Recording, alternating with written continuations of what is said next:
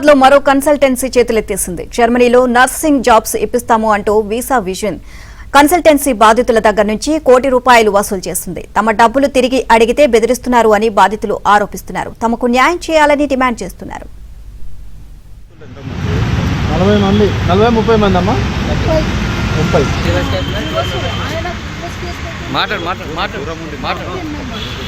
న్యాయం జరగాలని మేము కోరుకుంటున్నాం సార్. దయచేసి మాకు న్యాయం చేస్తారనేసి మేము నమ్ముతున్నాం. కమిషనర్ లెవెల్ అంటే అక్కడ వరకు వెళ్ళలేదు సార్. అడిషనల్ డీజీపీ దగ్గర నుంచి మేము వచ్చాము. అడిషనల్ డీజీపీ దగ్గర నుంచి ఆయన రిఫర్ చేస్తే ఇక్కడికి వచ్చాము సార్. వాళ్ళు ఏదో చట్ట ప్రకారం మేము చేస్తున్నాం అది ఇది అని చెప్పారు. ఏమంటున్నారు, మీకు చాలా టైం పడుతుంది, ఇంకా మీ కేసు కొట్టేశారు అని ఆయన ఏదేదో చెప్పుకొని ఇన్స్టిట్యూట్ లో మీ కేసు కొట్టేశారు, మేము పైసలు వాపస్ ఇవ్వమని చెప్పేసి ఆయన ఏదో చెప్తున్నారు. ఎట్లా కొట్టేస్తారు సార్ కేసు? అర్థం కావట్లేదు. ఇంత కష్టపడి ఎఫ్ఐఆర్ ఫైల్ చేస్తే దేనికి కొట్టేస్తారు కేసు? హెల్త్ ఇష్యూస్ ఉన్నాయి, హాస్పిటల్లో ఉన్నాము అట్లా అని చెప్తున్నారు, తప్పించుకుంటున్నారు.